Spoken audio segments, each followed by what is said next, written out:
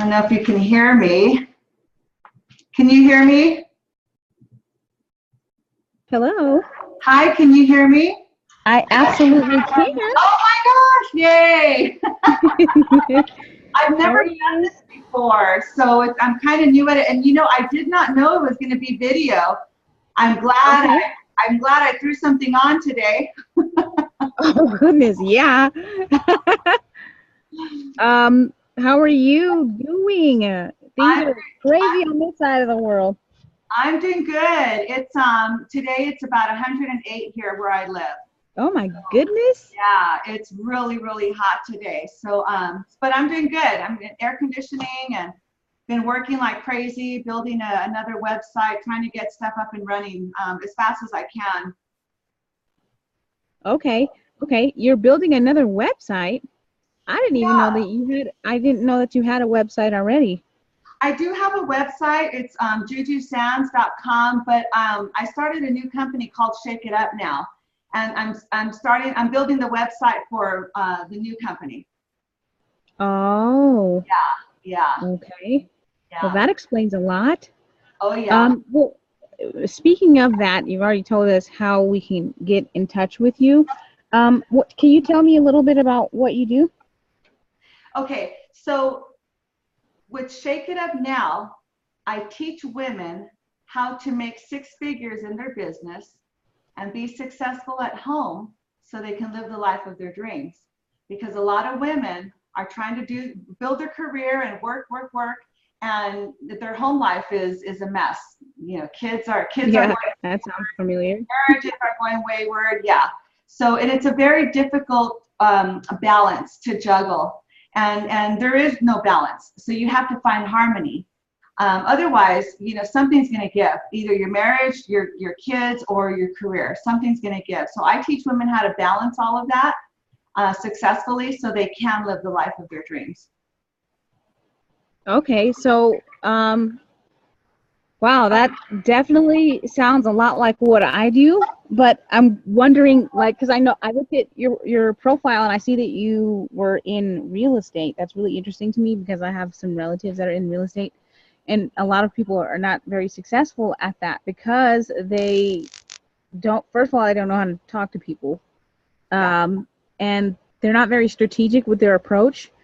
How does that tie into how you're going to leave a legacy? Because you had to have been successful. I looked at it and I think that what you've done is really impressive. Thank you. Well, I've been in the real estate industry for 30 years.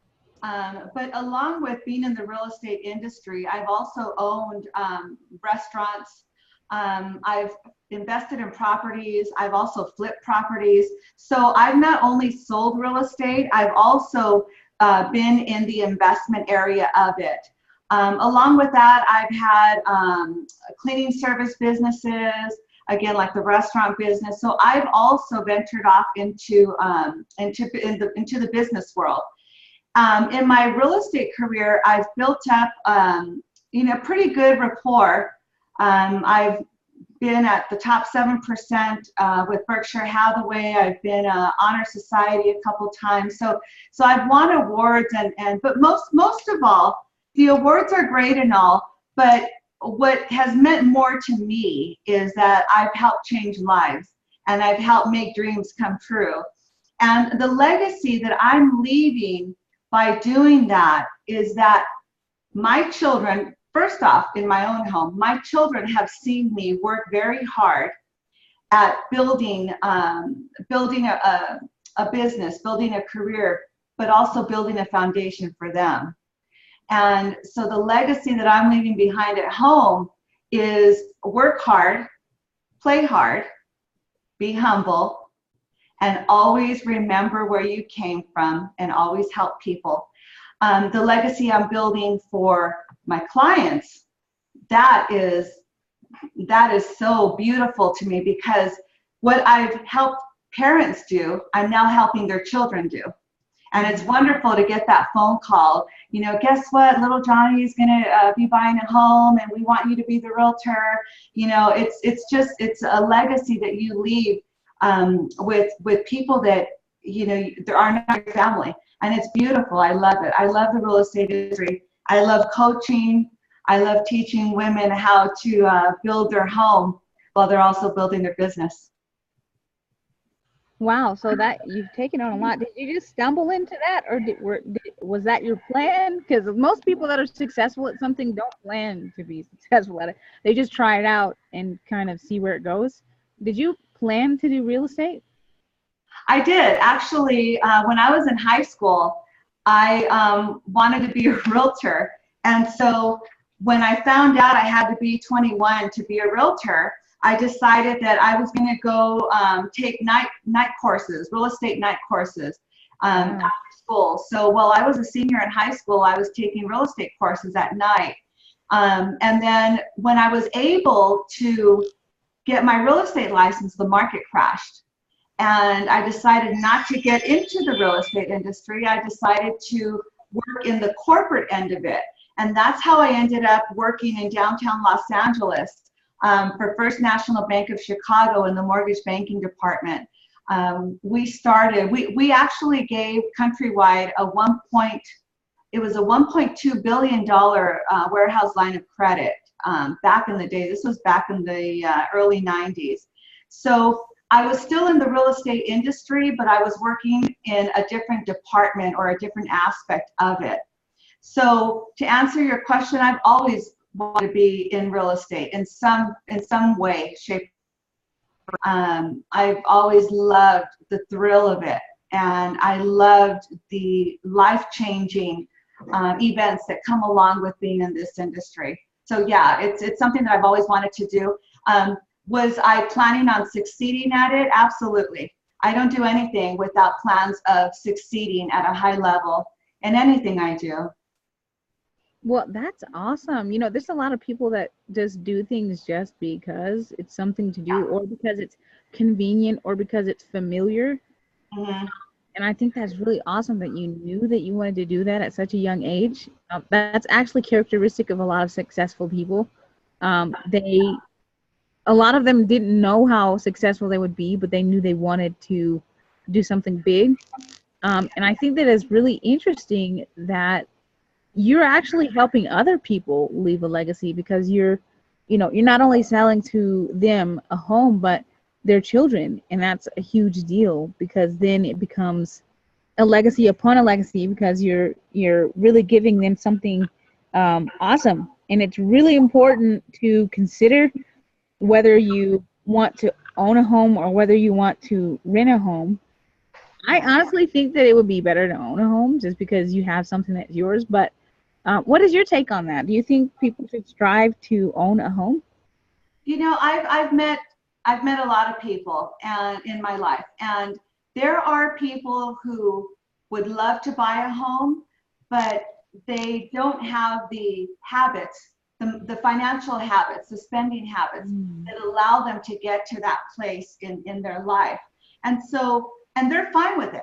They're living a great life. You know, they're renting, but they have nice cars, they go on great vacations, and they don't have the responsibilities that come along with owning a home.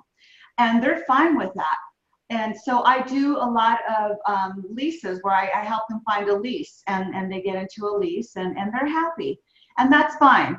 The one benefit that they're obviously missing out on is the tax deduction that you get from owning a home. But again, you know, there's pros and cons. You get the tax deduction and a huge tax break. However, you have the responsibility of being the homeowner and taking care of the maintenance of the home, and whatever goes wrong, the insurance. So it just depends on the person's preference or the couple's preference. I never try to force someone to buy a house or tell them, you know, that you just have to, and you know, you're not gonna live the American dream if you don't. Everyone is different, and you have to find in life, you have to find what lifestyle is going to be conducive to you and to how you want to live. So it's different for everyone. You mentioned several things that I thought was really fascinating. And extremely important. You mentioned money habits, and I think that your habits totally determine if you own anything or if you can even rent anything. What would be your advice for somebody that is just starting out that wants to buy a home, and then leave it for their children? What money habits do they need to adopt now? So in order to leave a property for your children and leave that legacy of being a home or inheriting a home, your spending habits have to be very uniformed, meaning every month they have to fall into the same pattern, because your goal is going to be to pay off that mortgage before 30 years is up. So you might want to pay your mortgage payment plus some extra every month. And in order to do that, that means not going out to eat, every weekend. That means not going shopping every week, saving money wherever you can, trying to be a little more frugal. So your money habits definitely have to be different if you want to leave your home for your children, because your goal is going to be to pay off that mortgage. And I always tell people the best way to live is to live below your means. Just because you can afford it doesn't mean you should. So if you live credit card free, debt free, then you can enjoy the finer things in life along with paying off your mortgage early so that you can leave your home for your kids. Because if you don't pay off the mortgage and they inherit a home that has a mortgage on it, they either have to sell it or someone has to qualify for that loan. It gets really, really sticky. So Wow. if you want to leave your home for your children, it's best to pay it off before you are no longer here. Okay, so basically you're saying that don't even bother leaving it if it still has a mortgage on it, because your kids have to qualify for that loan. Well, it gets stickier. You have to have a will. You have to have a trust. I mean, it lands in probate. And for all those things that come with that, there are professionals to help people with that. So I would always recommend my clients, seek professional advice when it comes to trust accounts and putting the homes into a trust, and wills, or tax, what the implications of taxes are going to be on the people that inherit your property when it does have a mortgage. So I always definitely refer my clients to professionals in that field. But yeah, it's involved. It sounds like it's very involved. If you want to leave your home to your children, it's best you pay it off and leave it free and clear, and then you can more freely decide how you want them to handle it. Right. Wow. Most people don't even think about that. They just think, oh, we can leave the kids the house and they're still paying on the house. Yes. I don't think people know that. Yeah. You also mentioned something that I thought is really, really something that people struggle with, and that's lifestyle. Most people have a lifestyle where they're living paycheck to paycheck, and they're not really saving any money, and they're in that constant scarcity cycle. But they want to buy a home, or they want to leave a legacy for their kids, or they just want to do something bigger and better. What would you say to someone who's in that cycle of living paycheck to paycheck, who would like to stop doing that and purchase a home so that they can leave a legacy that way? So years ago, when my husband and I first got married, we were living paycheck to paycheck, and it's natural. It's actually, something that most Americans are doing right now. And we were in that lifestyle where we were living paycheck to paycheck.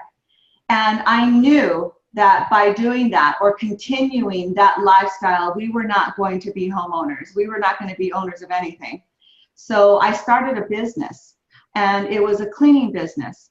And I started off cleaning homes and on the weekends. And from cleaning homes and building up that clientele, I began to get office buildings and businesses. And so my business began to expand. And in doing so, I had a lot of extra money. And all that extra money is what we saved and we put aside.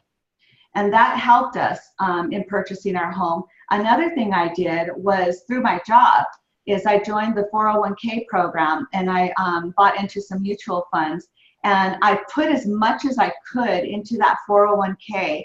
I maxed out, I think it was 6% of my check or 10% of my check went to my 401k, and I bought mutual funds and stocks. And I built up wealth in that area as well. So when it came time to buying a home, I had dual savings.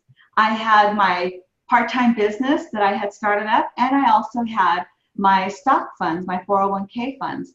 So I cashed everything out and we bought our first home. So there's always a way. Wow. So basically what I just heard is that if you want to be an owner of anything, you probably should consider maybe looking into starting a business of some sort to earn some extra money, and also to really invest, become an investor. And you know what? And I've heard this from multiple people, is that index funds are like the easiest thing that you could possibly invest in. I think that if you're going to invest in anything, that it would make sense that you would be careful, but at the same time, not so careful that you just don't invest in anything at all. Would you recommend someone investing in index funds? And if they do invest in index funds, do you think that it's important that they have a little bit of cushion first before they start investing? You know, I'm not familiar with index funds at all, to be honest with you. I've never invested in them, and I don't know anything about them. So I couldn't guide you or anyone in that sense. What I would say is to meet with a financial advisor, someone who knows about this. I went through some online companies, and I called their advisors, and then they helped me and they walked me through. One thing I would say, if you're going to invest, do not be afraid to pick up the phone, call the 800 number, and if you need to spend an hour on the phone with their financial advisors, because their financial advisors are free, do it. Ask all the questions you need to ask. Do your research. And once you've researched mutual funds, stocks, or different companies that you want to buy into, or index funds, whatever it is that you are researching, once you find something that makes sense to you and you feel comfortable with, and you see that it has a history of making money for the investors, then you go with that. But it has to feel good to you, and you have to understand what you're doing. You can't just buy into something and just go in blindly. You have to know what you're doing. You have to have done your research, and it has to feel good. Yeah, it's just amazing that you read my mind. A lot of people will go in trying to invest in something and they don't know what they're doing, and so they have the middleman who's like, okay, well, I'll help you to create a portfolio, and that portfolio really doesn't do them justice over time. Yeah. So you made a great point. Don't just go invest in something just because you think that you should invest. You have to do your research. You have to know what you're doing, and if you don't know what you're doing, find someone who knows what they're doing, and make sure you always get a second opinion too, because absolutely, that's really important. Somebody could tell you anything, and then if you believe the first person without checking multiple sources, you could really find yourself in between a rock and a hard place. So yes, yeah. I think it's really interesting that what you have talked about. What I want to know, though, the burning question that I have based off of what I do for my business, is basically, how are you going to package your knowledge so that you can leave a legacy and teach people what you know, all the things that you've done as far as the different businesses that you've had, like your entrepreneurial endeavors, because you're basically a serial entrepreneur. You've started different businesses. You're very experienced in that area. How can you leave a legacy that way so that people can learn from you when you're not here anymore? Well, thank you for asking that question, because it's exactly what I'm working on right now. I do have a lot of experience, and I have seen a lot in life and experienced a lot in life. I've been low and I've been high. I've crashed and burned, and I've had a nice ride. So what I'm doing now is I'm creating online classes. They're called modules, online classes, where I'm going to teach everything I know to women, and women are my predominantly target market. So I'm going to teach everything I know, all my secrets, especially in real estate. And I'm going to put them on the web. It's going to be a package that you can buy into. You'll have 6 classes, and then you're going to have 1 live Zoom coaching session with me. It'll be a group coaching session. So 6 modules or 6 classes and a live Zooming session with me. That's going to be one form that I'm going to leave my footprint. Another form of leaving my footprint is one-on-one coaching, which I do now. So one-on-one coaching, where I really take the time to listen to the client, and we really hone into their lives, and we get really, really deep. And I teach them everything from how to run their business to the minute they walk into the door of their home, how to greet their children, how to greet their husband. So we really, really hone into to that person's life and lifestyle.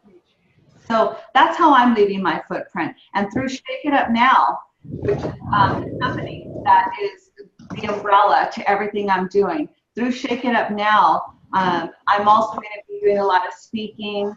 Right now, I do go into the schools and I speak to the kids, and I teach them how to rise above their situation and how to have the mindset of success. Wow, that's yeah. Really so that's thank you. That's how I'm leaving my footprint. But I think the one that's going to go farther, not just the one-on-ones and going into the schools, but anything you put on the web now is going to be there forever. So right. I think that's going to be a really nice tool that I'm going to leave behind. And like I said, I'm just starting, and the first modules or the first classes are going to be about business, probably real estate. But then I'm going to do other ones for personal transformation as well. Okay. Wow. That sounds like really inclusive. That's actually along the lines of what I've been doing, is creating webinars and creating evergreen content so that I don't actually have to be present for them. Yeah. I'm also wondering too, like, as far as what you're doing, do you have different levels of products that you offer, like different price points? Right now, no. Right now, it's going to be one price point for the webinars or the classes online, and the live coaching, the one-on-one coaching. That is where the prices obviously go up. But no, it's going to be one package for right now. So that's the one-on-one coaching? No, the one-on-one coaching is going to be separate from the webinars and the online classes. So the online class package that I'm creating will be one price, and it won't have different tiers or different levels. I might do that later, but in order to bring it to the masses, I don't want to outprice certain people. I want to keep it nicely priced. So it will be one price, and it will be one package for right now. Well, that's smart to start with one thing. I think that people, they want to afford a service, but sometimes they're just not at that point. Is there any way that they can interact with you on a level where they don't necessarily have to buy anything yet? Do you have any like group that you lead, or any type of mastermind that you lead? Well, I'm always reachable on Facebook. I post a lot on Facebook. I'm starting the Shake It Up Now Facebook page, and that should go live in a couple of weeks.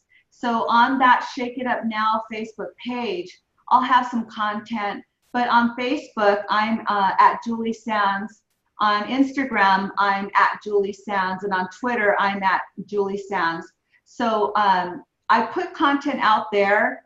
But other than that, when Shake It Up Now comes out, they'll have more content. But if people want to interact with me right now, definitely Facebook. Okay. definitely. Facebook is a great platform to go on too, because that's like the best platform in the world right now. Yes, yeah, it is. It is. Will you be posting videos for people to watch? I do Facebook Lives, and a lot of times I use music that I don't have rights to. So, so that I don't get kicked off of Facebook, I will post a live video and then I delete it. So when I'm live, I'm live. But is there going to be video with any content that I'm going to leave behind? There might be some. There might be some. I think there's a few on my Facebook page right now. But yeah, there might be some of that. Okay. It sounds like you're on the right track as far as like leaving an awesome legacy so that people can consume you and your content in a way that is convenient for them. A lot of people they're not there yet. But they are focused on the old way of doing things when technology is like the most important thing right now, Yes, absolutely. and social media as far as trends are concerned. So I think it's really awesome what you're doing. I think it's really awesome that you are involving your children and also other people's children. Because I think it's just amazing that you could leave a legacy, but you're also helping other people leave a legacy. I don't necessarily know that. Um, I don't know anyone that has actually done a lot of businesses. I know people that have started businesses, but I don't know a lot of people that have like successfully scaled their business. What are some parting thoughts that you can give someone who's trying to um, scale their business? Because it sounds like you've had a lot of success with that. You know, when you start a business, it is extremely hard work, extremely hard work. And a lot of people think, oh, I'm going to start a side business. I'm going to sell, I don't know, let's just say I'm going to sell jewelry, costume jewelry on the side. Okay, well, how are you going to get that out to the masses? How is that going to make you rich or give you enough money to put a down payment on a house? It just doesn't happen magically. So I would say if you are thinking of starting a business or starting a side business, the first thing you need to do is have a plan.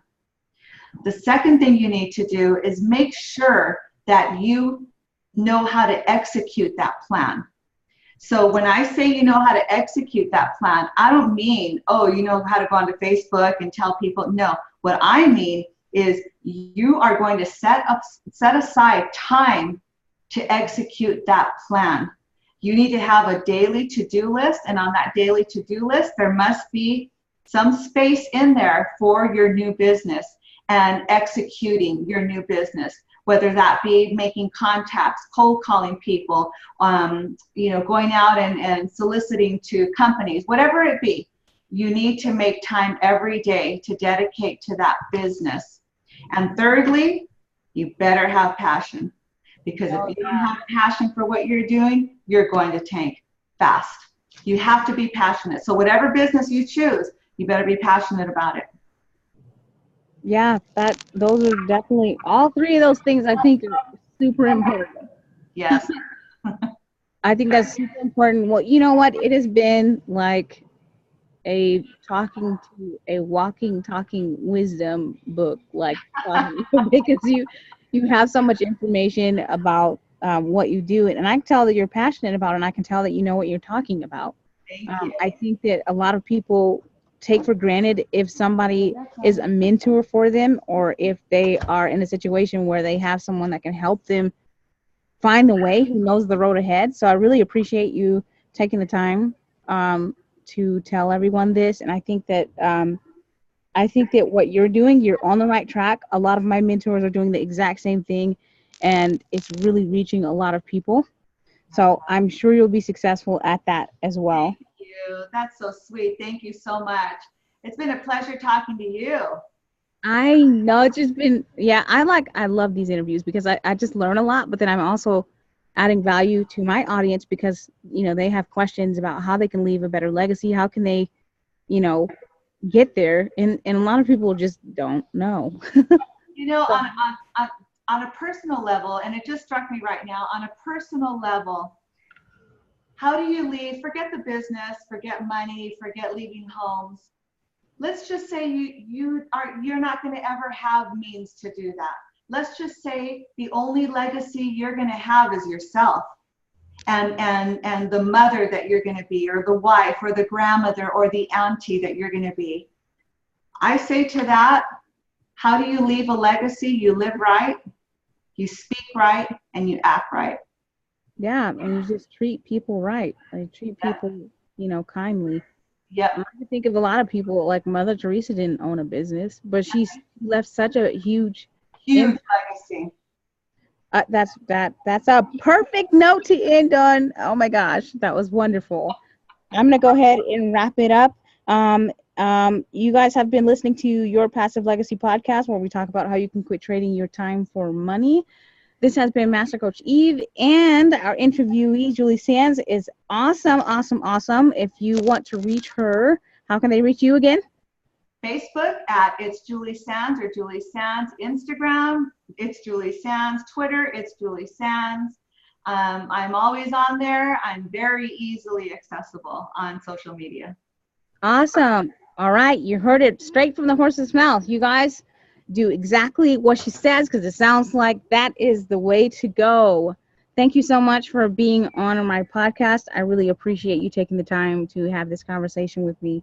Thank you so much, and have a beautiful day, Julie. You too. Bye. Bye. Bye.